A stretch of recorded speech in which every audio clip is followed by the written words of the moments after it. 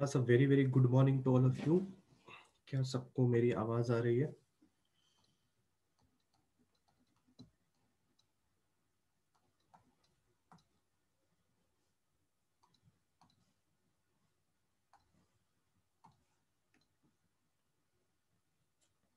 Good morning सबको। आवाज आ रही है? स्टार्ट कर सकते हैं?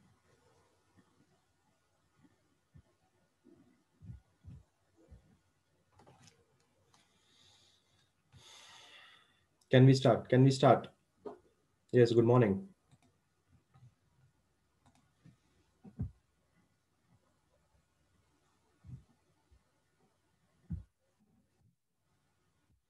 चलिए, लास्ट लेक्चर में क्या पढ़ा?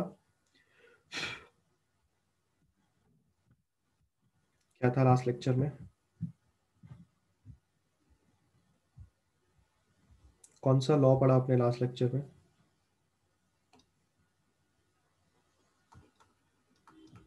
किरचॉफ्स लॉ पढ़ा था?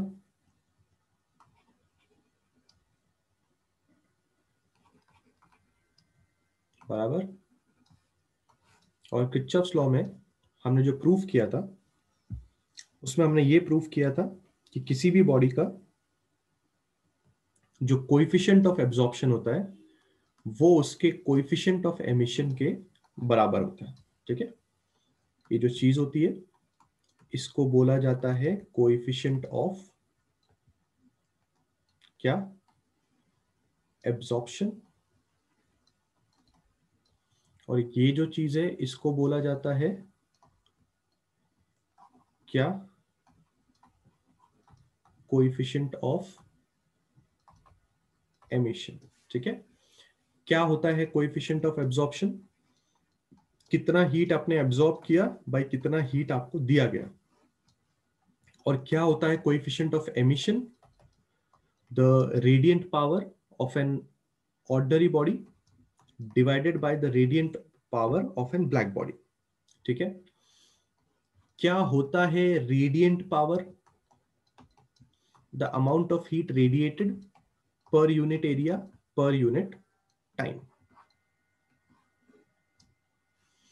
इतनी चीजें जितनी जल्दी आप अपने आप को बार बार बोल के याद करवाएंगे उतने जल्दी आपको ये चैप्टर समझ में आएगा। ठीक है, क्योंकि कोएफिशिएंट ऑफ एब्जॉर्प्शन के साथ साथ आपके और दो फॉर्मूले रिवाइज हो जाते हैं, coefficient of reflection and coefficient of transmission. ये दो फॉर्मूले एक बार आपके रिवाइज हो गए तो आपका ये स्टार्टिंग में जो एब्जॉर्प्शन वाला टॉपिक है वो यहीं पे खत्म हो जाता है। उसके बाद आपने ब्लैक बॉडी के बारे में पढ़ा, फेरिस ब्लैक बॉडी। उसके बाद डायरेक्टली आप एमिशन पे आ जाते हैं। एमिशन में सबसे पहले आप ये वाला फॉर्मूला देखते हैं रेडिएंट पावर वाला, कि रेडिएंट पावर जो है वो एरिया पे डिपेंड करता है, टाइम पे डिपेंड करता है, सरफेस कैसा है उस पर डिपेंड करता है, अगर सरफेस पॉलिश्ड होगा तो उस पर डिपेंड करता है। फिर आपने फॉर्मूला पढ़ा कोएफिशिएंट ऑफ एमिशन का, इसी के बाद रेडिएंट पावर के बाद जैसे मैंने आपको परसेंटाइल वाली चीज समझाई थी। एंड लास्ट लेक्चर में फिर हम लोगों ने ए बराबर ई ये वाला टॉपिक निपटा दिया। ठीक है, आज हम क्या करने वाले हैं बिल्कुल ध्यान से देखिए। आज के टॉपिक का नाम है स्पेक्ट्रल डेंसिटी या distribution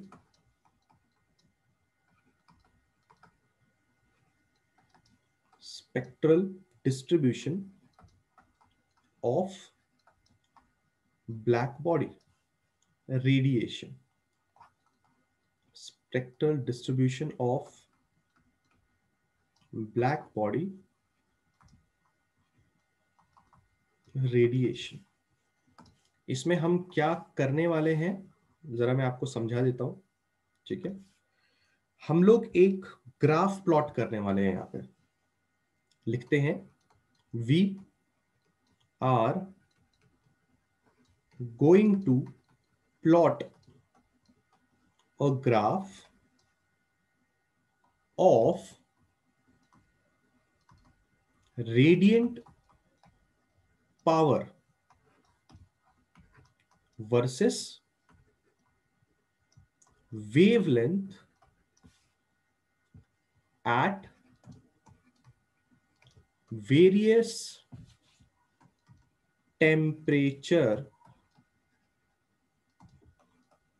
for a black body. हम ये चीज करने वाले, ठीक है। हम लोग एक ऐसा ग्राफ प्लॉट करने वाले हैं जो किसके बीच में होगा, वो होगा रेडियंट पावर और वेवलेंथ के बीच में। This is very very important. Radiant power और वेवलेंथ के बीच में हम ग्राफ प्लॉट करने जा रहे हैं एट वेरियस टेम्परेचर्स। इस बात को मैं थोड़ा डिटेल में आपके सामने एक्सप्लेन करता हूं कि एक्चुअल में हम क्या बात करना चाहते हैं। पे अटेंशन, ठीक है। देखो क्या होगा, आपको एक बात तो अच्छी तरह से पता है कि जो रेडियंट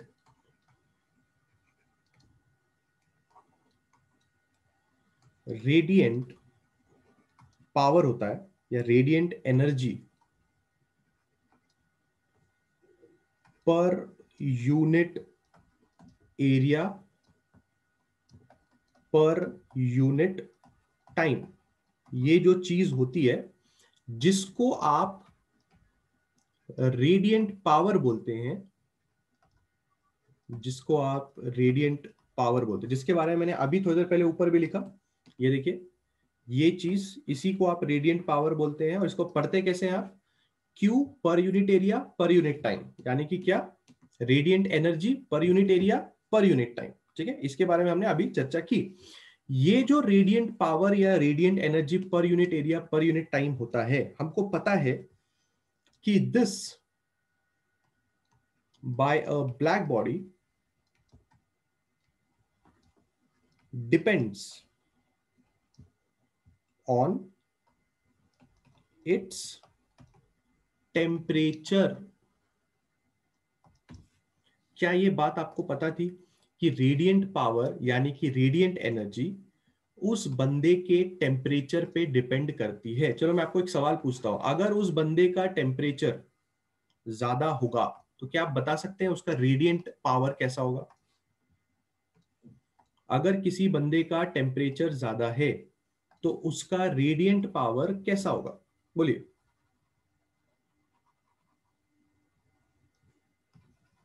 रेडियंट पावर और टेम्परेचर के बीच में क्या संबंध है, बताओ मेरे को, एवरीबॉडी कम ऑन। अगर किसी का रेडियंट पावर ज्यादा है तो आप उसके टेम्परेचर ज्यादा है तो आप उसके रेडियंट पावर के बारे में मुझे क्या बता सकते हो? क्या पिछले लेक्चर में मैंने ये पूरी स्टोरी आपके सामने पेश की हुई है? सब लोग का मुझे रिप्लाई आना चाहिए। रेडियंट पावर और टेम्परेचर के बीच में आपको क्या लगता है?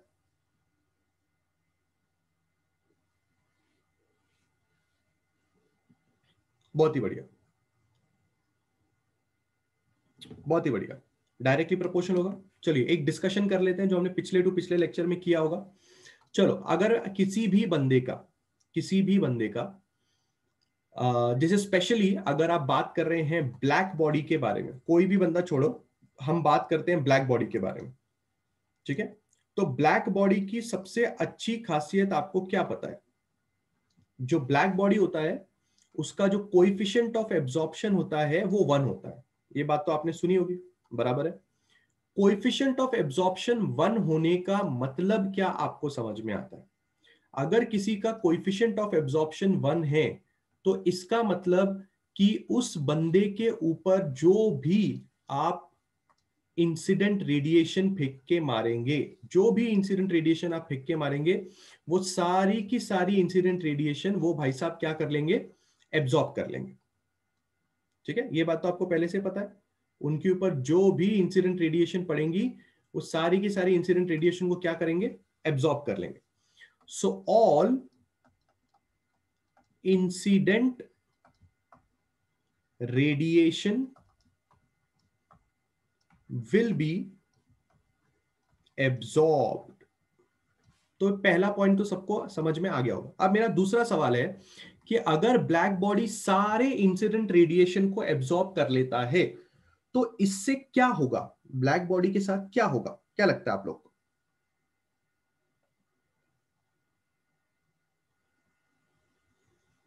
बहुत ही बढ़िया अभिषेक। बाकी लोग क्या लगता है, अगर एक बॉडी उसके उसके ऊपर गिरने वाली सारी रेडिएशन को एब्जॉर्ब कर लेता है, उसके ऊपर गिरने वाली सारी रेडिएशन को एब्जॉर्ब कर लेता है, तो उसके टेम्परेचर में क्या फर्क आता है? व्हाट इज द फर्क इन द टेम्परेचर? बोलिए। समझो आप धूप में खड़े हो गए, आप जाके धूप में खड़े हो गए, क्या लगता है आपको, अगर आपके बॉडी पे सन की किरणें पड़ रही हैं तो आपके बॉडी का टेम्परेचर क्या होगा? बहुत ही बढ़िया। तो इसकी वजह से क्या आप ये बात जानते हैं कि increase in temperature of black body होगा? बराबर है। अब तीसरी बात, अगर ब्लैक बॉडी के टेम्परेचर में इंक्रीमेंट आएगा क्लास, इसका मतलब यह होगा, क्या मैं बोल सकता हूं कि ब्लैक बॉडी का radiant power will also increase? Radiant power increase होने का मतलब कि द रेडिएंट एनर्जी पर unit area per unit time, कितना क्यू, कितना एनर्जी वो अपने बॉडी से बाहर की तरफ फेंकेगा, वो चीज भी इंक्रीज होगी। यानी कि अगर मैं ब्लैक बॉडी का डायग्राम वापस बनाऊं तो आप ये नोटिस कर सकते हो कि अब जो मैं एरो मार्क्स यहां पे बनाऊंगा, वो सारे के सारे एरो मार्क्स अब मैं बाहर की तरफ दिखाने वाला हूं। क्यों बाहर की तरफ दिखाने वाला हूं? क्योंकि अब जो भी रेडिएंट एनर्जी हम बना रहे हैं वो अब ब्लैक बॉडी बाहर की तरफ एमिट करना शुरू कर रहा है। आई होप ये बात सब लोग को समझ में आती है। परंतु आप लोग के दिमाग में एक क्वेश्चन आ सकता है कि सर ठीक है, ये तो हमने पिछली बार भी पढ़ा था, ये तो हमने पिछली बार भी पढ़ा था, ठीक है, हमें ये बात पिछली बार भी समझ में आ गई थी, पर आज जो आपने टॉपिक लिखा है वो टॉपिक में आपने क्या लिखा है? We are going to plot a graph of radiant power versus wavelength at various temperature. ये बात समझ में नहीं आ रही सर कि रेडिएंट पावर और वेवलेंथ का क्या संबंध है? आपने टेम्परेचर और रेडिएंट पावर का संबंध समझाया कि अगर टेम्परेचर इंक्रीज होता है तो रेडिएंट पावर भी इंक्रीज होता है, पर ग्राफ तो रेडिएंट पावर और वेवलेंथ के बीच में बनाना है, तो रेडिएंट पावर और वेवलेंथ के बीच में क्या संबंध है? आइए देखते हैं, आइए देखते हैं। सबसे पहली लाइन जो मैं लिखूंगा उसी में आपको सब कुछ चीजें क्लियर हो जाएंगी। हॉट ऑब्जेक्ट्स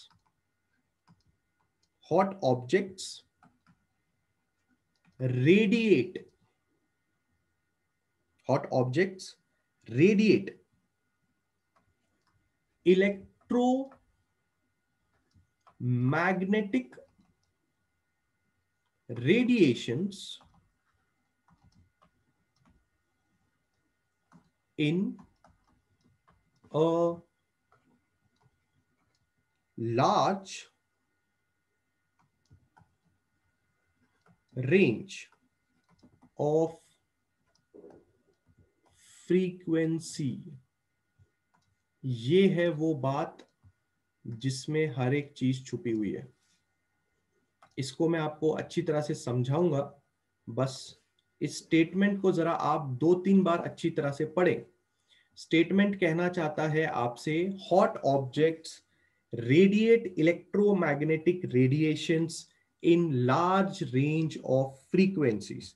मेरा बोलने का मतलब यह है कि जब भी कोई बॉडी हॉट होती है, यानी कि उसका टेम्परेचर बहुत ही ज्यादा होता है, तो उसके बॉडी से जो रेडिएट होने वाली इलेक्ट्रोमैग्नेटिक रेडिएशंस होती हैं, आई होप इलेक्ट्रोमैग्नेटिक रेडिएशंस के बारे में आपको पता होगा। बचपन में अगर 11th स्टैंडर्ड में आपने इलेक्ट्रोमैग्नेटिक रेडिएशंस के बारे में सुना होगा, तो इलेक्ट्रोमैग्नेटिक रेडिएशंस के अंदर आती हैं माइक्रोवेव, एक्स रेज, उसके बाद विजिबल रेज आती हैं, बराबर है, उसके बाद इंफ्रारेड रेज आती हैं। अगर आपने इन सब के बारे में पढ़ा है इलेक्ट्रोमैग्नेटिक रेज के बारे में, ठीक है, तो इलेक्ट्रोमैग्नेटिक रेज का जरा एक ग्राफ हम देख लेते हैं, शायद आपको याद आ जाए कि इलेक्ट्रोमैग्नेटिक स्पेक्ट्रम नाम की एक चीज होती है, जो आपने शायद बचपन में कहीं ना कहीं तो देखी होगी। एक ग्राफ होता है इलेक्ट्रोमैग्नेटिक स्पेक्ट्रम का।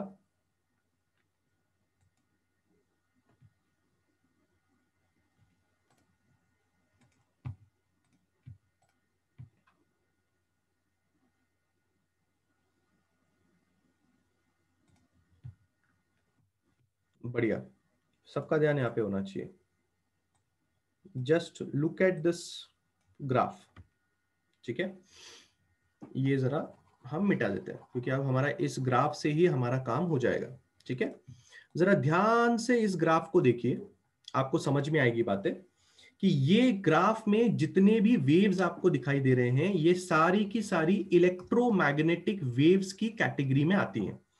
कौन कौन सी रेज है ये देखिए, एक है गामा रेस, सुना होगा आपने कहीं पे, X rays, ultraviolet, infrared, visible, microwave और रेडियो वेव। ये सारी की सारी रेज मिला के इलेक्ट्रोमैग्नेटिक रेडिएशन कहलाती हैं। इनका शॉर्ट फॉर्म क्या होता है? इनका शॉर्ट फॉर्म होता है ईएम वेव। आपने सुना भी होगा इसके बारे में। इसमें से, इतनी सारी में से जो आपको दिखाई देती हैं उनको बोला जाता है विजिबल रेज, यानी आपको विबग्योर कलर दिखाई देता है। आपको पता है विबग्योर क्या होता है? एनीबडी नोस विबग्योर क्या होता है? कम on everybody, what is VIBGYOR? Rainbow, very good. Rainbow के जो कलर्स होते हैं, राइट, रेनबो के जो कलर्स होते हैं उसको आप क्या बोलते हैं? उसको आप बोलते हैं विबग्योर, राइट। तो रेनबो के जो कलर्स होते हैं, 7 कलर्स जो होते हैं रेनबो के, उसको आप विबग्योर की कैटेगरी में देखते हैं, बराबर है, ठीक है। इसमें वी क्या है class? What is V? Violet, I is indigo, B is blue, G is green, yellow, orange and red, ठीक है। ये बात आप लोगों ने यहां पे भी आप इजीली देख सकते हैं। लास्ट वाला कलर रेड है, पहला वाला कलर वॉयलेट है, उसके बाद इंडिगो है, फिर ब्लू है, फिर ग्रीन है, फिर येलो है, फिर रेड है, बराबर है। अब इस इलेक्ट्रोमैग्नेटिक रेडिएशन में जरा ये पॉइंट को अच्छी तरह से पढ़ें। आपको एक बात समझ में आएगी कि जो इलेक्ट्रोमैग्नेटिक रेडिएशंस होती हैं उनमें जो गामा रेज होती हैं उनका वेवलेंथ बहुत छोटा होता है, उनकी फ्रीक्वेंसीज बहुत हाई होती हैं और उनकी एनर्जी बहुत हाई होती है। पर जो रेडियो वेव्स होती हैं, यानी कि राइट हैंड साइड में अगर आप जाएंगे तो उनकी वेवलेंथ बहुत बड़ी होती है पर उनकी फ्रीक्वेंसी कम होती है और उनकी एनर्जी भी कम होती है। ये जो नीचे आप ग्राफ देख रहे हैं, ये ग्राफ आपको इस बारे में बताना चाह रहा है। अगर आप नोटिस करेंगे यहां से यहां तक फ्रीक्वेंसी बहुत ही ज्यादा है। आप देख सकते हैं ग्राफ जितना पास पास में होता है उतनी ज्यादा फ्रीक्वेंसी होती है। फिर आप यहां से यहां नोटिस करेंगे ग्राफ थोड़ा खुल गया है, यहां से यहां तक तो बहुत ही ज्यादा खुल गया है और यहां से यहां तक तो पूरा फैल ही गया है। तो जहां पे ग्राफ ज्यादा फैलता है वहां पे आप लॉन्गर वेवलेंथ बोलते हैं। जहां पे ग्राफ ज्यादा फैलता है अगर वहां वेवलेंथ लॉन्गर है तो वहां फ्रीक्वेंसी लोअर होगी, एनर्जी भी लोअर होगी। एक बात अच्छी तरह से याद रखें, एनर्जी का फॉर्मूला एन लैम्डा का होता है।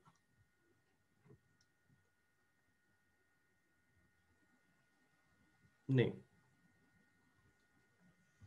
एनर्जी का फॉर्मूला एच न्यू का होता है। This is called as energy. इसके बारे में अगर कहीं सुना होगा तो this is called as Planck's constant and this thing is called as frequency, ठीक है। और एक और फॉर्मूला आपने पढ़ा होगा, V is equal to nu lambda. इस फॉर्मूले से आपको पता चलता है कि फ्रीक्वेंसी और लैम्डा दोनों एक दूसरे को इनवर्सली प्रोपोर्शनल होते हैं। ऐसे V by nu is equal to lambda. तो यहां से आप देख सकते हैं ये जो मैं न्यू लिख रहा हूं ना, न्यू, ये होता है स्टाइलिश लिखने का तरीका और इसको बोला जाता है फ्रीक्वेंसी। अगर कभी 11th स्टैंडर्ड में ना देखा हो तो वापस इसलिए बार बार बोल के दिखा रहा हूं, ये फ्रीक्वेंसी कहलाते हैं हम लोग इसको, ठीक है। तो फ्रीक्वेंसी और लैम्डा यानी कि वेवलेंथ, ये दोनों चीजें एक दूसरे को क्या होती हैं, इनवर्सली प्रोपोर्शनल होती है। तो अगर आप यहां पे नोटिस कर पा रहे हैं तो आपको समझ में आ रहा होगा, जहां पे वेवलेंथ लॉन्गर है यानी कि ज्यादा है, वहां पे फ्रीक्वेंसी कम है। ऐसा क्यों? क्योंकि frequency and wavelength both are inversely proportional to each other. परंतु जो एनर्जी होती है वो डिपेंड करती है फ्रीक्वेंसी के ऊपर। तो अगर फ्रीक्वेंसी लोअर है तो एनर्जी भी लोअर होगी। वो इस फॉर्मूले से आपको समझ में आता है, E is equal to H nu, ये एनर्जी का फॉर्मूला है, ठीक है। तो एनर्जी और फ्रीक्वेंसी का लेना देना डायरेक्टली प्रोपोर्शनल का है, और फ्रीक्वेंसी और वेवलेंथ का लेना देना इनवर्सली प्रोपोर्शनल का है। तो इलेक्ट्रोमैग्नेटिक रेडिएशंस में आपको हायर फ्रीक्वेंसी की भी चीजें दिखाई देंगी, यानी कि हायर फ्रीक्वेंसी की वेव्स दिखाई देंगी, और लोअर फ्रीक्वेंसी की भी वेव्स दिखाई देंगी। हमारे टॉपिक के अंदर अगर आप ध्यान से देखेंगे तो हमारा टॉपिक में हमसे यह बोला गया है कि अगर आप एक हॉट ऑब्जेक्ट लेके आते हैं, कैसा ऑब्जेक्ट लेके आते हैं, हॉट ऑब्जेक्ट, तो वो रेडिएट करता है electromagnetic radiations in a large range of frequencies. मतलब उसके पास जो फ्रीक्वेंसीज का रेंज है वो बहुत ही लार्ज है। बहुत ही लार्ज है मतलब क्या? बहुत ही लार्ज है मतलब इलेक्ट्रोमैग्नेटिक रेडिएशंस पूरे का पूरा वो एमिट कर सकता है। मैं जरा आपको एक एग्जांपल तौर पे समझाता हूं कि लार्ज रेंज ऑफ फ्रीक्वेंसीज का क्या मतलब है। पहली बात तो आप जरा ये समझे कि रियल लाइफ में आपको गामा दिखाई नहीं देता, आपको एक्सरे दिखाई नहीं देता, आपको अल्ट्रावायलेट नहीं दिखता, आपको इंफ्रा नहीं दिखता, आपको माइक्रो नहीं दिखता, आपको रेडियो नहीं दिखता। अगर आपको कोई चीज रियल लाइफ में दिखती है तो वो है सिर्फ विजिबल, ठीक है। जरा विजिबल के ग्राफ से जरा ध्यान से समझे। अगर आप वॉयलेट को कंसीडर करते हैं, सिर्फ आप वॉयलेट को कंसीडर करते हैं, तो वॉयलेट कलर का जो वेवलेंथ होता है यानी कि लैम्डा, वो बहुत ज्यादा होता है, पर जो उसकी फ्रीक्वेंसी होती है वो बहुत ही कम होती है, ठीक है। अगर आप रेड कलर के बारे में देखेंगे तो रेड कलर का, सॉरी मैंने उल्टा बोल दिया, वॉयलेट कलर का वेवलेंथ बहुत ही कम होता है, फ्रीक्वेंसी बहुत ही हाई होता है। रेड कलर का वेवलेंथ बहुत हाई होता है और फ्रीक्वेंसी बहुत ही कम होता है, बराबर है। अगर आप इस ग्राफ के हिसाब से भी देखेंगे तो हम बातें सही कर रहे हैं। जो भी कलर गामा के साथ दिखाई देगा, गामा की तरफ दिखाई देगा, उसका वेवलेंथ शॉर्टर होना चाहिए, उसकी फ्रीक्वेंसी हायर होनी चाहिए। तो वॉयलेट कलर गामा की तरफ है, इसलिए मैंने लिखा उसका वेवलेंथ छोटा, उसका फ्रीक्वेंसी ज्यादा। रेड कलर आपको रेडियो वेव्स की तरफ दिखाई दे रहा है, इसका मतलब उसका लॉन्गर वेवलेंथ होना चाहिए, मैंने यहाँ पे लॉन्गर वेवलेंथ लिखा, और उसका फ्रीक्वेंसी लोअर होना चाहिए, मैंने उसका फ्रीक्वेंसी लोअर लिखा, बराबर है। ये बात आपको समझ में आ रही होगी। अब जरा इन चीजों को हम रियल लाइफ में अप्लाई करके देखते हैं। रियल लाइफ में जरा एक एग्जांपल से समझते हैं। सबसे पहला एग्जांपल, ट्रैफिक लाइट आपने देखी होगी। ट्रैफिक लाइट में जो स्टॉप लाइट होती है वो कौन से कलर की होती है? रेड कलर की होती है, बराबर। क्यों रेड कलर की होती है? ऑरेंज कलर की क्यों नहीं होती? कोई और डार्क पिंक कलर की क्यों नहीं होती? क्योंकि जो रेड कलर होता है उसका वेवलेंथ बहुत ही ज्यादा होता है, बराबर। तो जिस चीज का वेवलेंथ बहुत ज्यादा होता है वो चीज बहुत ही दूर तक ट्रैवल करती है। जिस बंदे का वेवलेंथ बहुत कम होता है वो ज्यादा दूर तक ट्रैवल नहीं करती। इसलिए अगर बारिश हो रही हो या धुंध हो, फॉग हो, तो भी रेड कलर आपको दूर से दिखाई देगा। जैसे गाड़ी की बैकलाइट में कौन सा कलर होता है? बैकलाइट मतलब डिक्की के पास जो कलर होता है, कौन सा कलर? रेड कलर होता है। तो अगर आप गाड़ी में ब्रेक मारते हो तो आपको गाड़ी में रेड लाइट जलती हुई दिखाई देती है। समझो बारिश हो रही है या फिर धुंध है, फॉग है, फॉग, तो भी क्या पीछे वाले को गाड़ी दिखाई देगी? हाँ, क्योंकि रेड कलर आसानी से दिख जाता है। तो ऐसी एक खासियत होती है रेड कलर की। वैसे हमारा मुद्दा ये नहीं है, हमारा मुद्दा ये बिल्कुल भी नहीं है, बस मैं आपको समझा रहा हूं कि वेवलेंथ के बारे में कैसा देखते हैं। हमारा मुद्दा क्या है? हमारा मुद्दा है हॉट ऑब्जेक्ट। हमारा मुद्दा है हॉट ऑब्जेक्ट, और हॉट ऑब्जेक्ट के लिए हमें समझना है इलेक्ट्रोमैग्नेटिक रेडिएशंस कैसी दिखती है। तो चलिए हॉट ऑब्जेक्ट के रिस्पेक्ट में एग्जांपल देता हूं मैं आपको।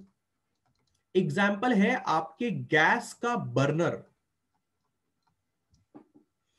क्या आपने कभी आपके गैस के बर्नर को ऑन किया है और गैस के बर्नर को ऑन करने के बाद आपको कलर कौन सा दिखाई दिया है? बोलिए, स्पेशली गर्ल्स का आंसर आना चाहिए। क्या आपने ये चीज ऑब्जर्व की कि जब आप गैस का बर्नर ऑन करते हैं तो गैस का बर्नर ऑन करने के बाद कलर कौन सा होता है? बहुत ही बढ़िया, लड़कों के ज्यादा जवाब आ रहे हैं। क्या लॉकडाउन में खाना पका रहे थे? ब्लू बोल सकता हूं मैं, सबसे ज्यादा क्या आपको ब्लू कलर दिखाई देता है? राइट, लाइट, बराबर है। और कौन सा कलर दिखाई देता है? यस, ब्लूइश वॉयलेट कलर दिखाई देता है। और भी कलर दिखाई देता है, बोलिए। येलो कलर भी दिखाई देता है। देखा कभी ध्यान से? जो फ्लेम की टॉप पार्ट होती है ना, जो टॉप होता है फ्लेम का, जो टॉप पार्ट होता है, नीचे आपको ब्लूइश दिखाई देगा। जहां से आग निकलती है वहां पे ब्लूइश होगा। Top part is a combination of yellow and red and orange also. I should not use red colour, but orange ज्यादा बेहतर रहेगा। देखा है आप लोगों ने? देखा है आप लोगों ने? अब तो आपको ये चीज यकीन आ रही है कि जब भी कोई चीज जलती है तो उसमें वेरियस कलर्स आपको दिखाई देते हैं। क्या दिखाई देते हैं? वेरियस कलर्स आपको दिखाई देते हैं। अब मैं आपको बताता हूं इन कलर्स का मतलब क्या है।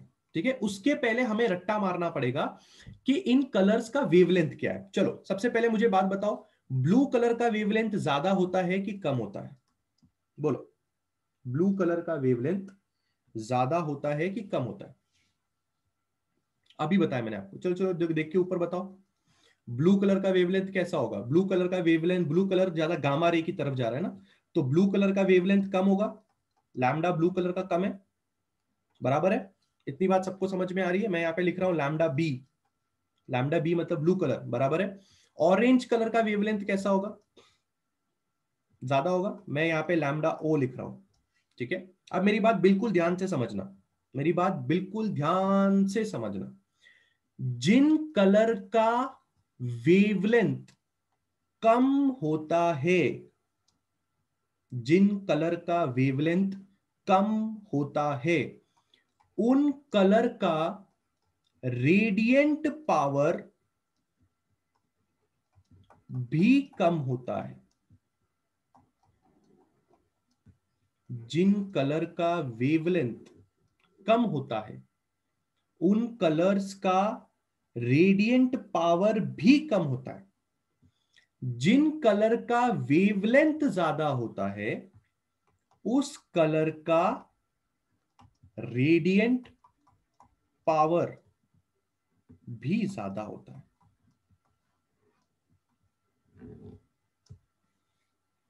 ठीक है, अब इसको हम गैस के बर्नर के हिसाब से समझते हैं। ठीक है, गैस के बर्नर के हिसाब से हम समझते हैं इस चीज को। गैस के बर्नर में ब्लूइश कलर कहां होता है? क्या लगता है?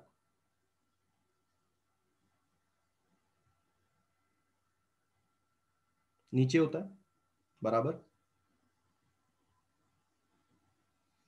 और जो रेड और ऑरेंजिस कलर होता है वो कहां होता है? टॉप पे होता है, बराबर है। बराबर। मोमबत्ती, अगर किसी ने गैस बर्नर नहीं जलाया ना कभी, अगर किसी ने गैस का बर्नर नहीं जलाया कभी भी, तो मोमबत्ती तो जलाई होगी। अगर आपने मोमबत्ती भी जलाई है ना, तो भी आप ये नोटिस कर सकते हो, तो भी आप ये चीज नोटिस कर सकते हो।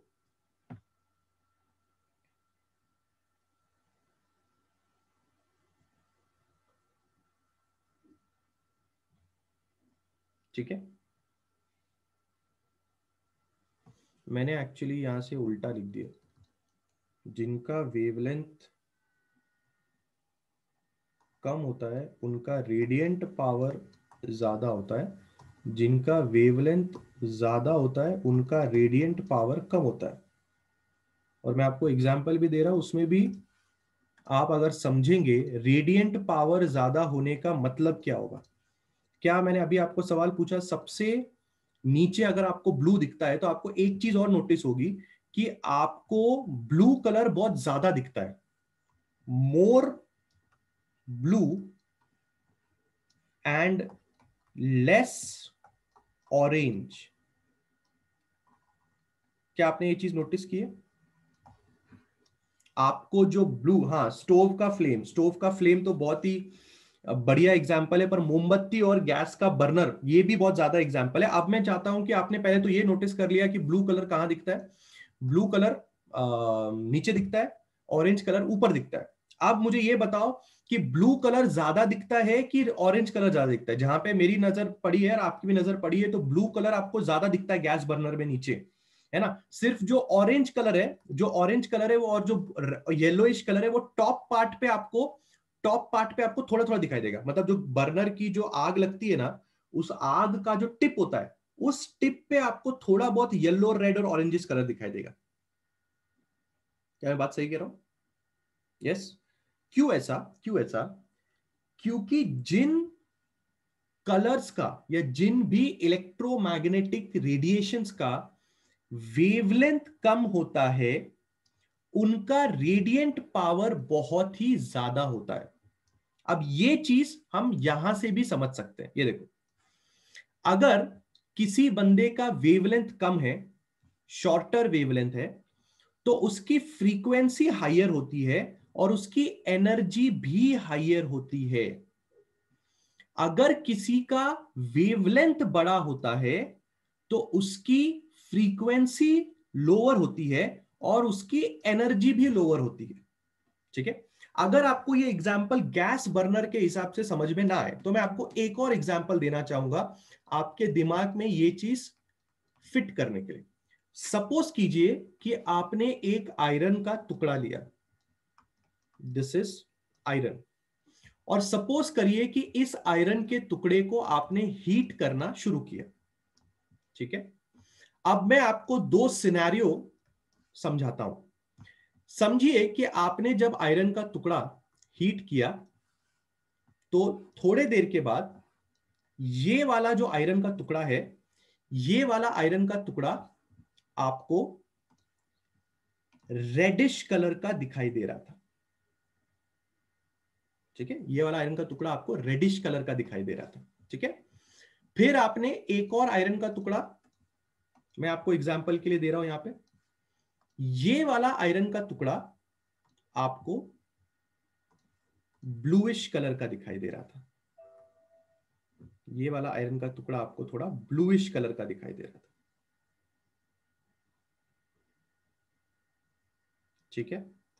आपको मुझे बताना है, इन दोनों आयरन के टुकड़ों में से टेम्परेचर किसका ज्यादा है? बोलो, कम ऑन एवरीबॉडी। रेड वाला, रेडिश दिखने वाले आयरन का टेम्परेचर ज्यादा है कि ब्लूइश वाले आयरन का टेम्परेचर ज्यादा है? Come on. ये टॉपिक में अगर आपने जवाब दे दिया, तो समझ जाइए कि आप बहुत सारी चीजें समझ चुके हैं। नहीं दिया जवाब, गलत जवाब दिया, इसका मतलब अभी भी आप कंसेप्ट को नहीं समझ पा रहे, और अगर आप नहीं समझ पा रहे हैं तो हम आगे बढ़ेंगे ही नहीं। Come on.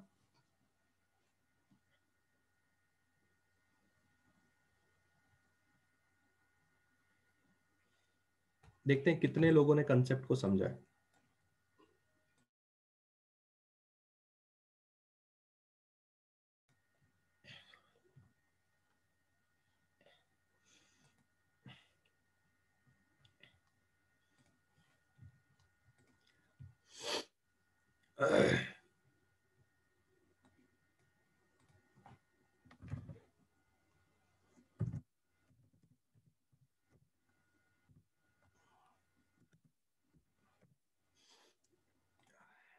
बोलो बोलो बोलो।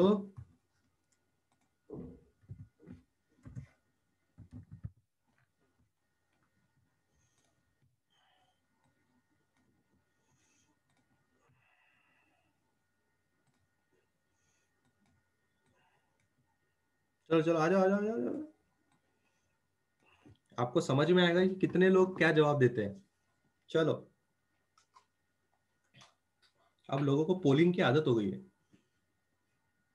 चलो चलो चलो चलो चलो, कमान। रेड के लिए वोटिंग बढ़ती जा रही है। 56% लोगों ने रेड को वोट दिया है, 59%, 60%। ब्लू के लिए वोटिंग बहुत कम है, 38% लोगों को ब्लू लगता है। अरे चलो वोटिंग करो, फटाफट वोटिंग करो, रेड या ब्लू।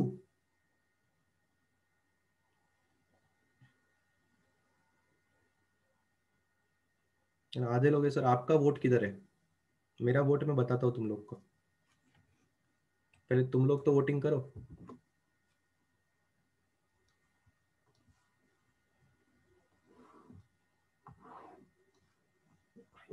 अरे फटाफट वोट। कितना टाइम लगता है रेड और ब्लू में क्लिक करने के लिए? नींद में रहोगे तो नहीं होगा क्लिक, आधे लोग तो नींद में ही है।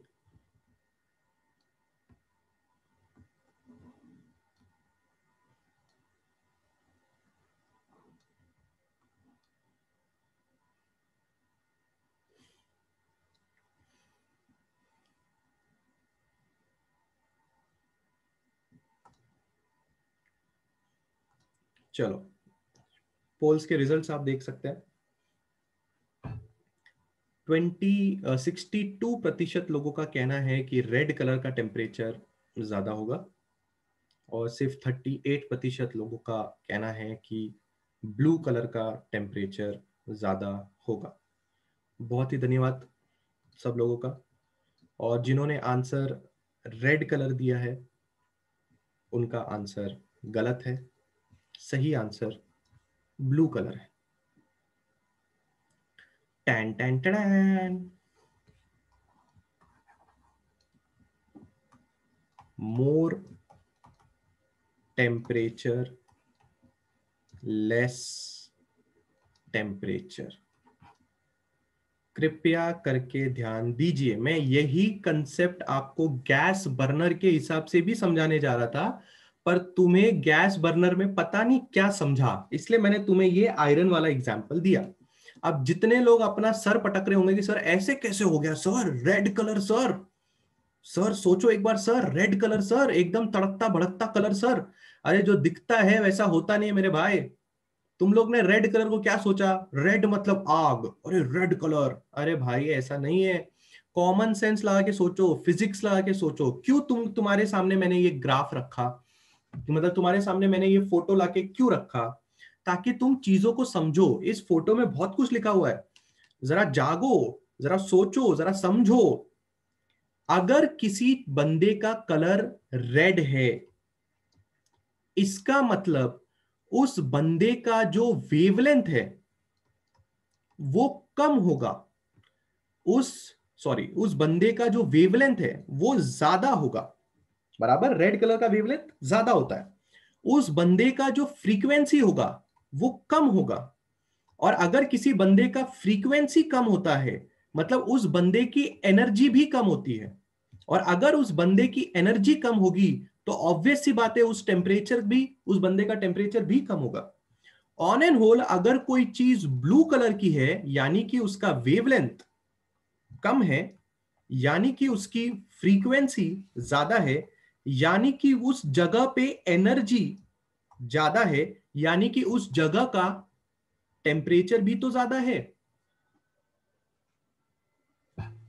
अबे किसी को कुछ समझा? जागो जरा जागो, जगे हो ना, सुन रहे हो ना मेरी बातें? जिन लोग ने लेट ज्वाइन किया ना उनका नाम मैंने नोट डाउन करके रखा है, ठीक है? आप लोग कब ज्वाइन करते हो कब छोड़ते हो सब समझता है, ठीक है? इतना मारूंगा ना एक दिन तुम लोग को पकड़ पकड़ के। 5:30 का लेक्चर है, आधे लोग ने तो 6 बजे ज्वाइन किया है, नमूने लोग। अब मेरे को गैस बर्नर का एग्जांपल जरा मैं वापस समझा तो मैंने मुंह तोड़ देना अगर तुम लोग ने अब नहीं समझा इसको तो। मुझे एक बात बताओ कि जब गैस बर्नर जलता है, जब गैस बर्नर जलता है, ठीक है ना, तो गैस बर्नर के पास में ब्लू कलर होता है ना, होता है कि नहीं होता है? नीचे नीचे साइड में ब्लू कलर होता है कि नहीं होता है? और टॉप टॉप साइड में ऑरेंज कलर होता है कि नहीं होता है? बराबर है कि नहीं? तो बताओ गैस बर्नर की ताकत यानी कि गैस बर्नर की हीट या गैस बर्नर का टेम्परेचर ज्यादा किधर है रे? Where is the more temperature of gas burner? Come on everybody. हाँ, बॉटम, बॉटम। जहां पे तुम आग लगाते हो ना, जहां से आग निकलती है, वहां पे टेम्परेचर ज्यादा होगा ना मेरे भाई। जैसे जैसे आग ऊपर आएगी उसका टेम्परेचर कम होता जाएगा। नहीं आ रही तुम्हें बात समझ में? और ये है टॉप पॉइंट, समझा? बात को समझ में आ रहा है? गैस बर्नर जब जलता है, जहां वो गैस बर्नर में छेद होते हैं ना, छेद, वहां से जब गैस निकलती है और उसमें आग लगती है, तो सडनली इतनी आग लगती है कि उसका टेम्परेचर बहुत ज्यादा हो जाता है, यानी कि ब्लूइश कलर में आपको दिखाई देता है। और ऊपर आते आते वो येलो, रेड या ऑरेंजिश कलर का हो जाता है। इसका मतलब उसका टेम्परेचर अब नॉर्मल हो गया है। अगर ब्लूइश कलर पे खाना पकाने लगोगे तो भाई जल जाएगा सब कुछ। इट इज नेसेसरी कि गैस थोड़ी ऊपर आए और टेम्परेचर थोड़ा मॉडरेट किस्म का हो जाए। अब बात समझ में आई मेरे भाई लोग?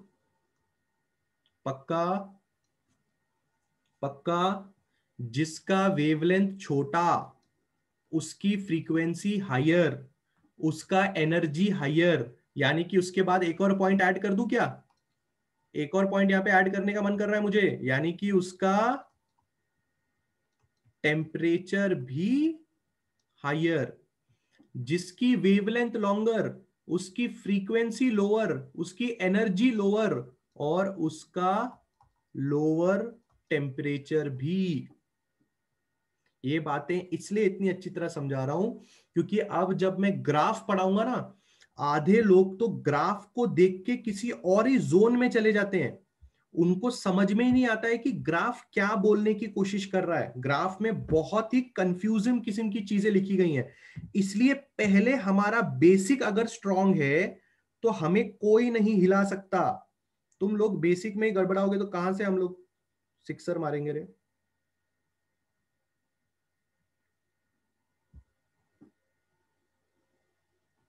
बोलो, आगे बढ़े?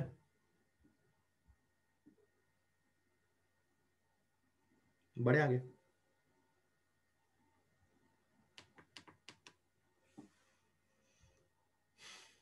अ वेरी इंपॉर्टेंट एग्जाम्पल है। इंपॉर्टेंट, वेरी वेरी, बहुत ही इंपॉर्टेंट, वेरी वेरी एग्जाम्पल मैंने आपके लिए यहां पे दिया। ठीक है, चलो मुझे एक बात बताओ। इसी में मैं अब एक और सवाल ऐड करने जा रहा हूं। अगर तुमने इस सवाल का गलत जवाब दिया तो कुछ नहीं, क्या कर सकते फिर, इज्जत का फालूदा।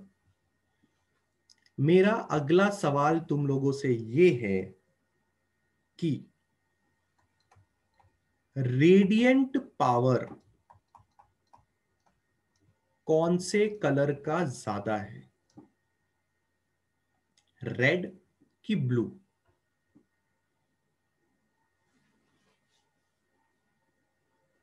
कम ऑन, इसका जवाब तो, इसके लिए पोलिंग मत कराने लगा मुझे।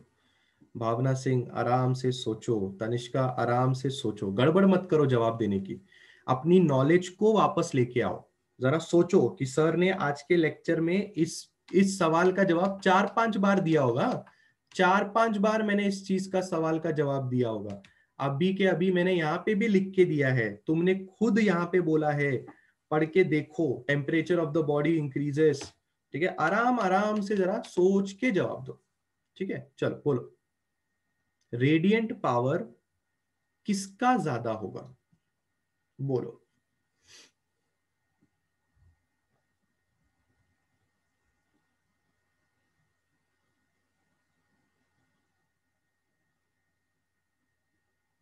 अच्छा, ये रेडियंट पावर मैंने कौन से कलर में लिखा है? ये रेडियंट पावर मैंने कौन से कलर में लिखा है? हम्म, वो तुम्हारे लिए हिंट था, फिर भी लोग रेड बोल रहे हैं। कौन है रे रेड का ज्यादा?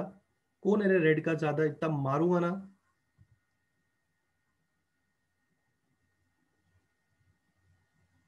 कैसे रेड का ज्यादा होगा रे?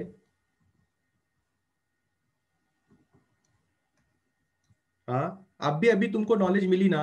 जिसका टेम्परेचर ज्यादा होता है उसका रेडिएंट पावर भी ज्यादा होता है। अभी अभी तुमने खुद बोला कि नहीं बोला, मुझे 5 मिनट तो हुए हैं खाली, वो चीज तुमने खुद ही तो मुझे बोला है। यहां देखो लिखा भी है हम लोगों ने, ये देखो, increase in temperature of the black body radiant power will also increase. ये किसने बोला?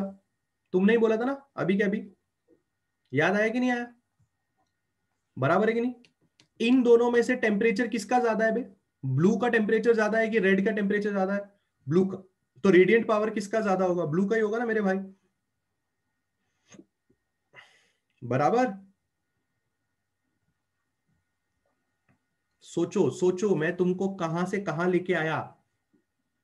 अब मैं तुम्हें इस बात की पावर दे रहा हूं कि कलर देख के तुम ये बता सकते हो कि सामने वाली पार्टी का टेम्परेचर ज्यादा है कि कम है। कलर देख के तुम ये बता सकते हो कि सामने वाली पार्टी ज्यादा रेडिएंट है कि कम रेडिएंट है। आया समझ में?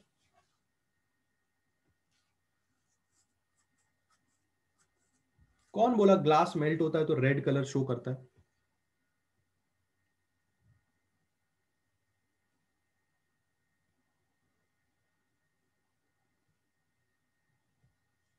तनिष्का, कौन बोला आपको ऐसा? इट डिपेंड्स, ग्लास का टेम्परेचर क्या है। आपने कोई एग्जाम्पल देखा होगा उसमें रेड कलर शो कर रहा होगा, हो सकता है कोई एग्जाम्पल में ब्लू कलर शो कर रहा होगा। मैं आपको एग्जाम्पल देता हूं, मैं आपको एग्जाम्पल देता हूं। एक और एग्जाम्पल आपके सामने पेश करता हूं, रियल लाइफ एग्जाम्पल पेश करता हूं। अभी अभी वो एग्जाम्पल होने वाला है, अगले 10 मिनट में वो एग्जाम्पल होने वाला है। जस्ट 10 मिनट्स में वो एग्जाम्पल होने वाला है। दू क्या एग्जाम्पल?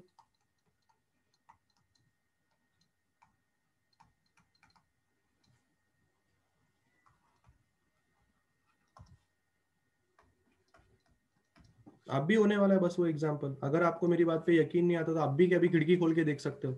सनराइज 12 बजे तक वेट करो, आफ्टरनून 6 बजे तक वेट करो, शाम के सनसेट। सनराइज के टाइम पे सन का कलर क्या होता है? अब इतना तो पता होगा, अर्थ पे आए तुम लोग को 16-17 साल हो गए।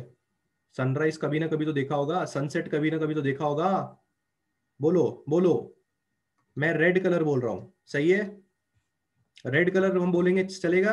रेडिश ऑरेंजिश कलर होता है सन का, सनराइज एंड सनसेट के टाइम पे।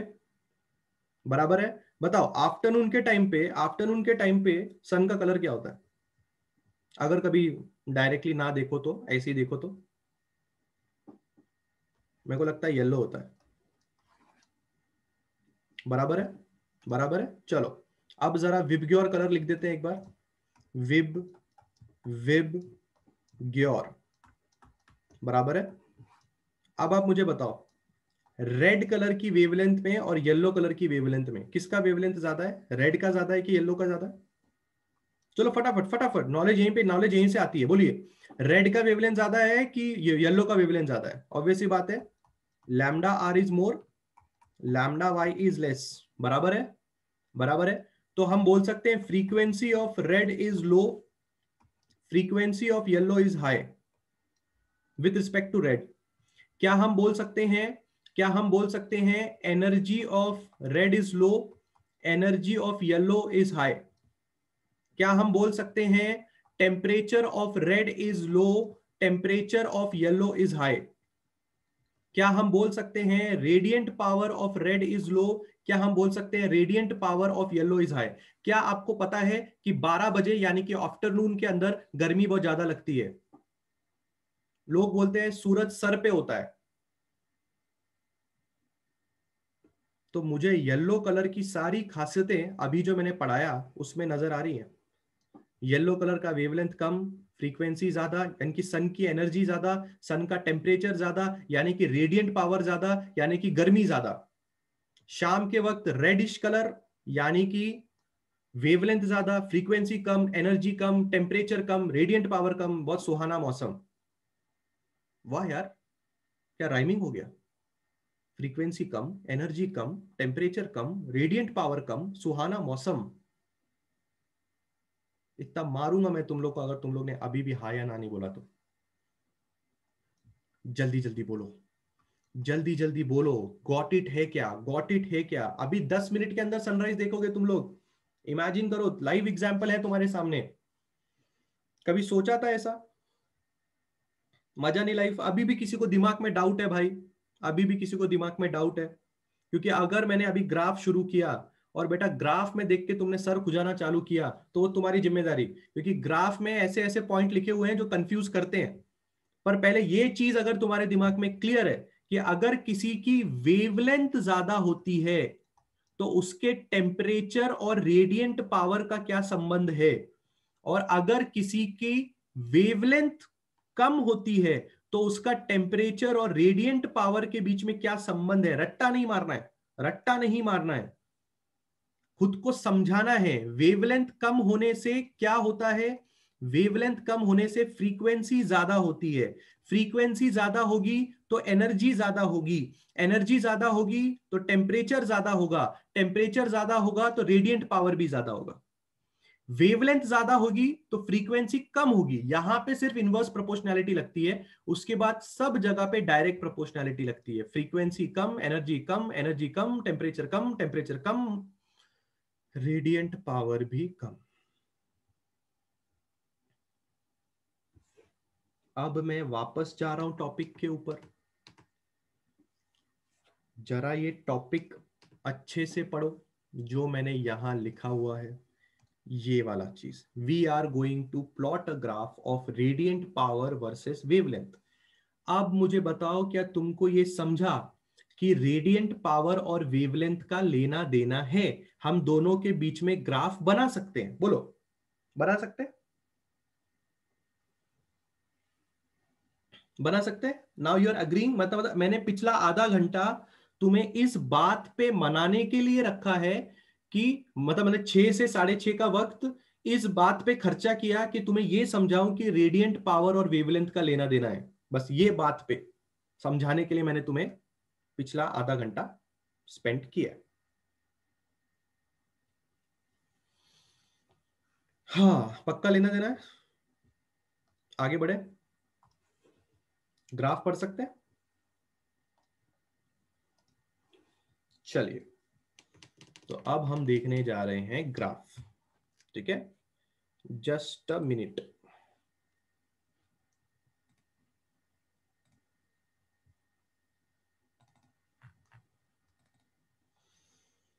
हम्म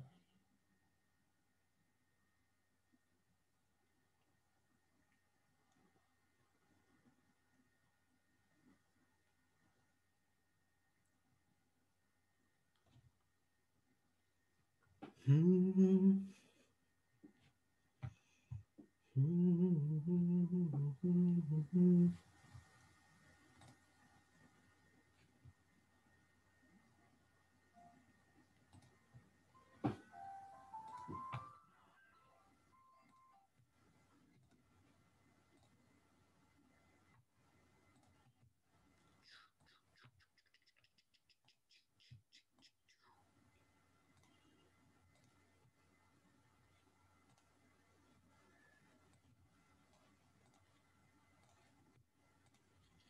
जी, बहुत ही बढ़िया। ग्राफ हमारे सामने है, इस ग्राफ को हमें स्टडी करना है। कृपया करके अगला आधा घंटा ध्यान से समझे और पिछले 1 घंटे की नॉलेज अगले आधे घंटे में लगाएं। मतलब आज का लेक्चर में एक्चुअल में हमें ये ग्राफ अंडरस्टैंड करना है, और इस ग्राफ को समझने के लिए हमने हमारा पिछला 1 घंटा हमने इन्वेस्ट किया। ठीक है, तो अगर पिछले 1 घंटे की नॉलेज आप अभी अगले आधे घंटे में नहीं लगाएंगे तो कोई मतलब नहीं रहेगा। कृपया करके सबसे पहले वाई एक्सिस को नोटिस करें।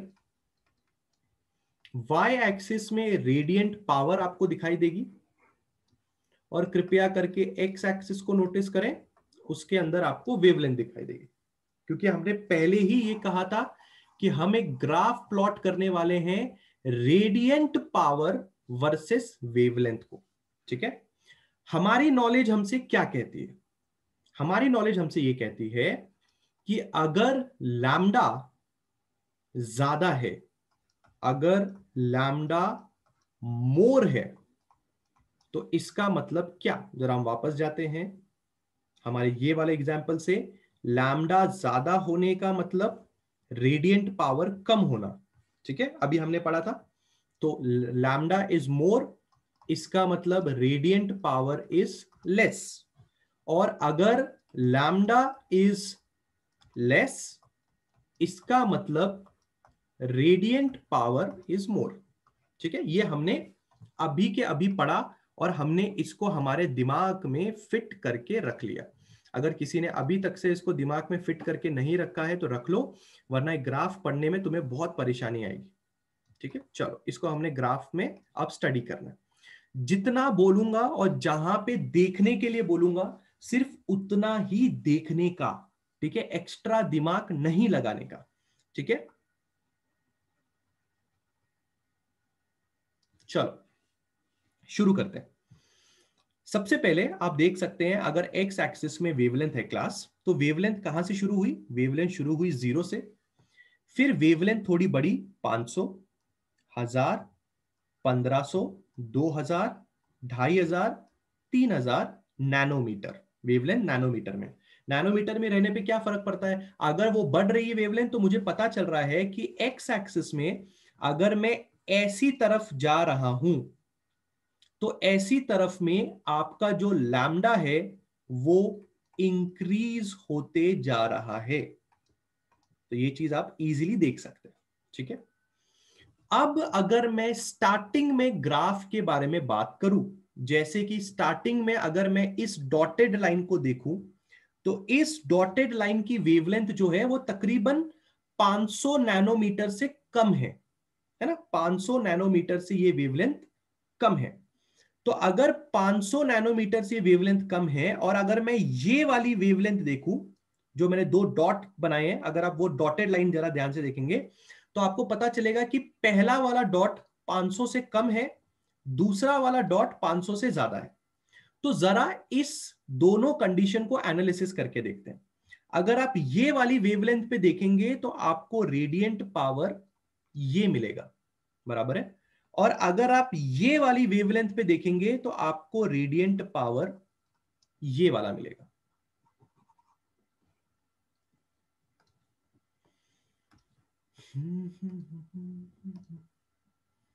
ये और ये वाला पॉइंट देखिए और ये वाला पॉइंट देखिए, ये वाला पॉइंट देखिए और ये वाला पॉइंट देखिए। I'll name this as point 1, I'll name this as point 2. ठीक है, I'll name this as lambda 1, I'll name this as lambda 2. ठीक है, I'll name this as R1, I'll name this as R2. जरा lambda 1 और lambda 2 के बीच में comparison देखिए। Lambda 2 is greater than lambda 1, lambda 2 की वैल्यू लैम्डा 1 से ज्यादा है। तो जरा R1 और R2 के बारे में देखिए, ऐसा आ रहा है, R1 की वैल्यू R2 से ज्यादा है। क्या आपको पता चला? क्या आपको पता चला? जिसका वेवलेंथ ज्यादा उसका रेडियंट पावर कम, जिसका वेवलेंथ कम उसका रेडियंट पावर ज्यादा। क्या ये मैच हो रहा है यहां पे? क्या ये चीज यहां पे मैच हो रही है? आप यहां पे ये चीज मैच कर रहे हैं? सब लोग को ये बात समझ में आ रही है? जबरदस्ती का हाया ना मत बोलो, सच में ग्राफ देख के बात समझ में आ रही है? मैंने सिर्फ और सिर्फ ग्राफ में तुम लोग को 2 पॉइंट पकड़ के ये समझाने की कोशिश की कि पिछले 1 घंटे से जो हम पढ़ रहे हैं वो ग्राफ सच में वैलिड करके तुम्हें बता रहा है। The graph is actually making that valid, बराबर। बट ये चीज हो रही है एट 5500 केल्विन नाम के टेम्परेचर पे हो रही है, बराबर। चलिए अब अगला टेम्परेचर निकालते हैं। अगर आपने नोटिस किया हो, ये मैंने इस लाइन के लिए आपको बताया, देखो ये जो लाइन है ना, ये जो लाइन है, बराबर है, इसके लिए बताया मैंने। ठीक है, Saumya Qureshi, R1 and R2 are the radiant power of lambda 1 and lambda 2। ठीक है, R1 and R2 radiant power है। पर ये जो किस्सा हमने पढ़ा, ये किस्सा कहां हुआ? ये किस्सा हुआ 5500 केल्विन के लिए। ठीक है, अब मैं वापस इस ग्राफ को बनाऊंगा, बिल्कुल ध्यान से देखिए। अब मैं दूसरे टेम्परेचर के लिए इस चीज को पढ़ूंगा।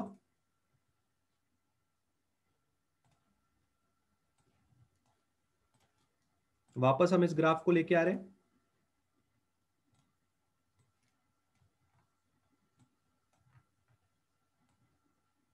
चलिए, अब सबकी नजर होनी चाहिए 5000 केल्विन वाले ग्राफ पे। एरो मार्क दिख रहा है, मतलब ये सेकंड वाला जो ग्राफ है ये 5000 केल्विन वाला ग्राफ है। हमारी नजर इसके ऊपर होनी चाहिए, मतलब टेम्परेचर 5000 केल्विन के उसमें है। ठीक है, टेम्परेचर क्या है, 5000 केल्विन पे। जरा हम लोग नोटिस करके देखते हैं, क्या 5000 केल्विन पे हमें कुछ फर्क देखने को मिलता है? क्या हमें 5000 केल्विन पे कुछ फर्क देखने को मिलता है? चलिए, सबका ध्यान यहां पे होना चाहिए। इस वाले पॉइंट को वापस कंसीडर कर रहे हैं, इस वाले पॉइंट को वापस कंसीडर कर रहे हैं। आपने ये सेकंड वाले ग्राफ को देखना है, you have to just see the second वाला ग्राफ। इस वाले पॉइंट को मैं लैम्डा 1 मान रहा हूं, इस वाले पॉइंट को मैं लैम्डा 2 मान रहा हूं। जरा इस वाले चीज को देखिए, ये वाला पॉइंट R1 है बराबर। जरा इस पॉइंट को देखिए, ये वाला पॉइंट R2 है। ठीक है, देखा? सही है, यहां तक समझा?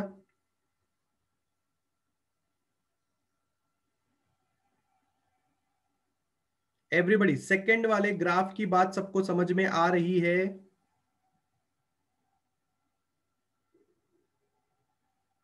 जैसे मैंने पहले वाले ग्राफ में मतलब क्या, पहला वाला ग्राफ मतलब कौन सा? पहला वाला ग्राफ का मतलब है, ये भी पॉइंट शिफ्ट हो गए क्या? एक मिनट है, मैं इसको वापस बना देता हूं। ये पॉइंट शिफ्ट हो गए हैं, ये ऐसा और ये ऐसा, यही है ना R1 और R2 बराबर। और इसके रिस्पेक्ट में जरा ये बना दिया जाए, एक मिनट।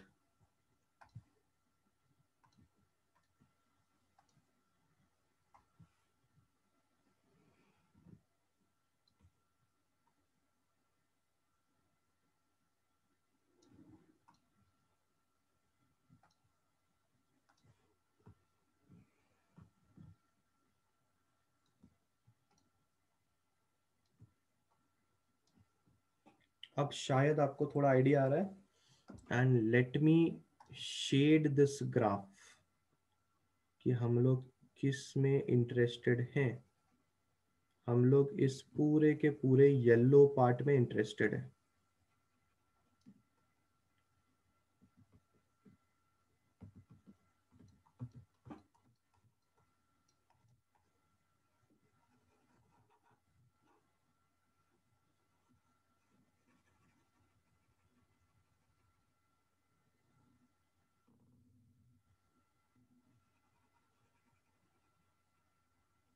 अब जरा थोड़ा और अच्छा फीलिंग आ रहा होगा। ठीक है, ये पूरा का पूरा येलो ग्राफ, यानी कि टॉप वाला ग्राफ, यानी कि कौन सा वाला ग्राफ, टॉप वाला ग्राफ। अब थोड़ी फीलिंग आ रही है? पहले वाले ग्राफ में आई होप क्लियर है, हम कौन से वाले टेम्परेचर पे बात कर रहे थे? हम बात कर रहे थे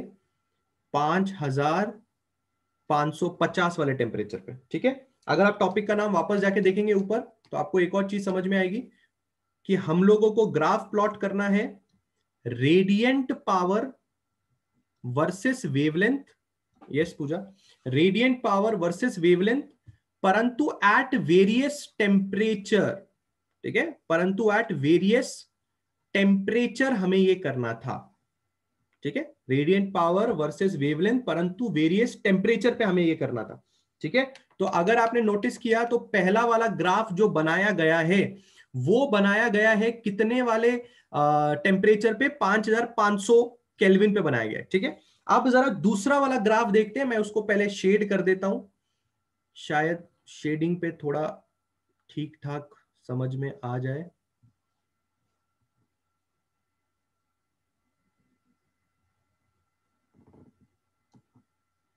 ये है वो दूसरा वाला ग्राफ।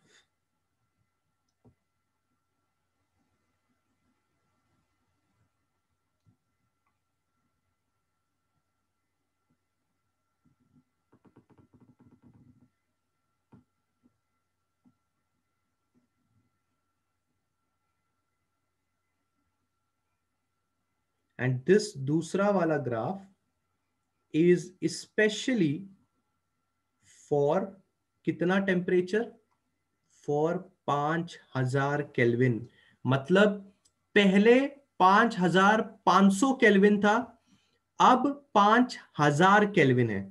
जो बातें आपने पहले और दूसरे ग्राफ में नोटिस की है, ठीक है ना, आपने जो पहले और दूसरे ग्राफ में बातें नोटिस की हैं, पहले उसको डिस्कस कर लेते। मैंने पहले ही आपसे कहा ये ग्राफ बहुत ही ज्यादा कंफ्यूजिंग ग्राफ है, इसलिए अपना बेसिक ना भूलें। अगर आप अपनी बेसिक भूल जाएंगे तो आप पछताएंगे। पहले येलो ग्राफ में और जरा इस ब्लू ग्राफ में जरा फर्क नोटिस करें। अगर आप येलो ग्राफ में और ब्लू ग्राफ में फर्क नोटिस करेंगे तो येलो ग्राफ बहुत ऊपर तक जाके नीचे आया, ठीक है, ऐसा क्यों हमने बात किया। ब्लू वाला ग्राफ ज्यादा ऊपर नहीं गया, ब्लू वाला ग्राफ ज्यादा ऊपर नहीं गया क्योंकि येलो वाले ग्राफ का जो टेम्परेचर था वो ज्यादा था, इसलिए येलो वाले ग्राफ का रेडिएंट पावर भी ज्यादा था। आप देख सकते हैं येलो वाला ग्राफ कितना ऊपर तक जाके नीचे आया, ठीक है ना, क्योंकि येलो वाले ग्राफ का टेम्परेचर ज्यादा था, इसलिए उसका टॉप मोस्ट पॉइंट, ये लैम्डा मैक्स फिलहाल भूल जाओ, इसका जो टॉप मोस्ट पॉइंट है वो देखो कितने ऊपर तक गया। ये इतने ऊपर तक इसलिए गया क्योंकि टेम्परेचर बहुत ज्यादा था। आप देख सकते हो ग्राफ ने ज्यादा एरिया भी घेरा है, येलो वाले ग्राफ ने ज्यादा एरिया घेरा है। पर अगर आप ब्लू वाले ग्राफ के पास जाएंगे तो ब्लू वाला ग्राफ इतना पिद्दू सा क्यों दिख रहा है। ये ब्लू वाला ग्राफ इतने पिद्दू सा इसलिए दिख रहा है क्योंकि 5500 केल्विन से अब आपने टेम्परेचर घटा के 5000 केल्विन कर दिया। बात समझ में आई।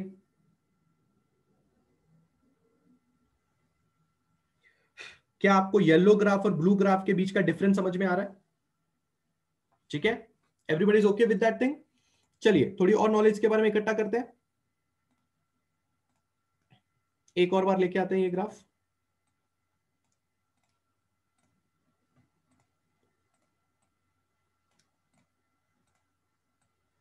एंड अब आप ध्यान दें कौन से पार्ट पे, कलर चेंज।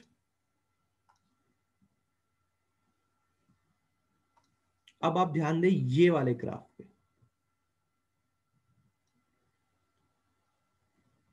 कोई बता सकता है ये वाले ग्राफ का टेम्परेचर कितना है जो मैंने अभी ग्रीन कलर में रखा है।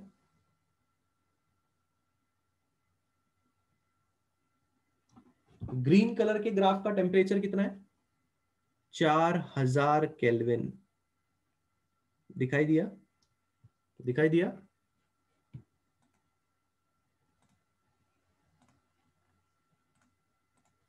चलिए और एक बार ये ग्राफ लेके आते हैं।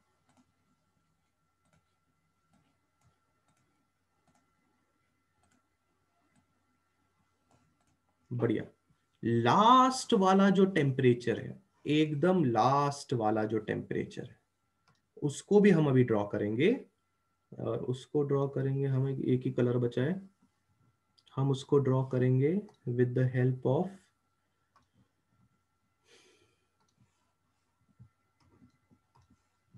This one.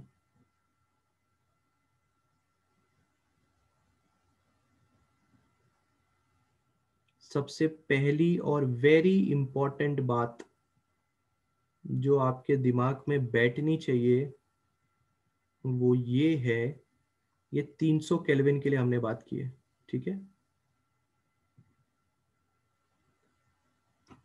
चलिए अगर आपको ये तीनों ग्राफ समझ में आए होंगे, किस बेसिस पे है वो भी बता देता हूं, किस बेसिस पे मैं आपको वो भी बता देता हूं।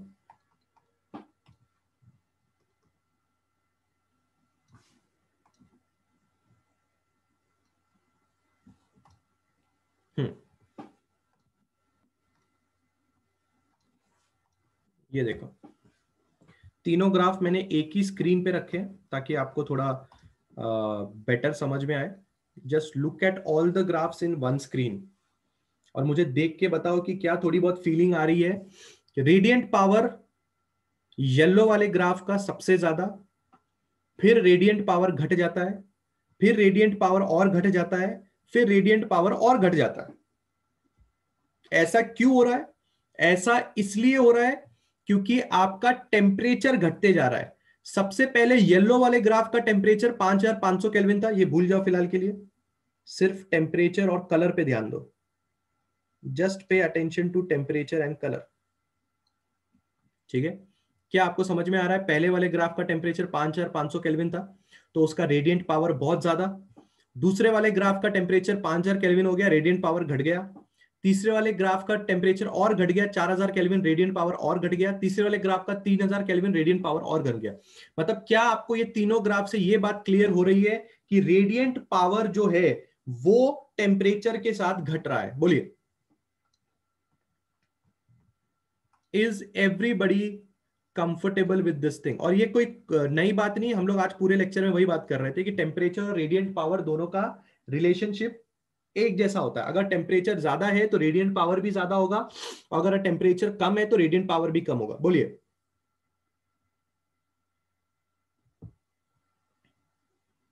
क्लियर है सब लोग के दिमाग में?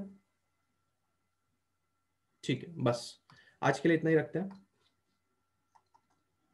ये जब ग्राफ्स आपके पास आएंगे जरा देखना, ग्राफ खत्म नहीं हुआ है, the graph hasn't finished yet.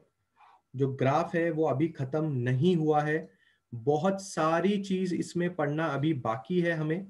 ठीक है, पर हम नेक्स्ट लेक्चर में, अभी भगा भगा के खत्म करने में कोई मतलब नहीं है। आज का ये शीट आएगा तुम्हारे पास, अच्छी तरह से शीट में सारे पॉइंट्स देखना और मैंने ग्राफ में क्या लिखा है वो देखना। अगर ये शीट आज के आज तुमने ठीक से नहीं पढ़ी तो अगले लेक्चर में वो ग्राफ तुम्हें कुछ भी समझ में नहीं आएगा। तो अच्छी खासे से ये शीट बहुत इंपॉर्टेंट शीट है, सब चीज शीट में लिख के दिया है, हर एक चीज मेंशन करके दिया है। अगले लेक्चर में आने के पहले केटीजी का 6th लेक्चर अच्छे से पढ़ के आना। आओगे पढ़ के अच्छे से? बोलो, सब लोग एक बार रिप्लाई कर दो फटाफट।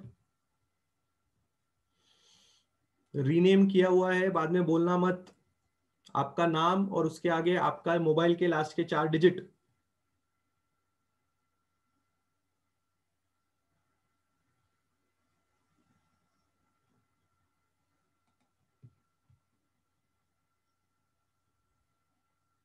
ठीक है, चलो आज के लिए इतना काफी है। थैंक यू सो मच, मिलते हैं अगले लेक्चर में। Tata bye bye.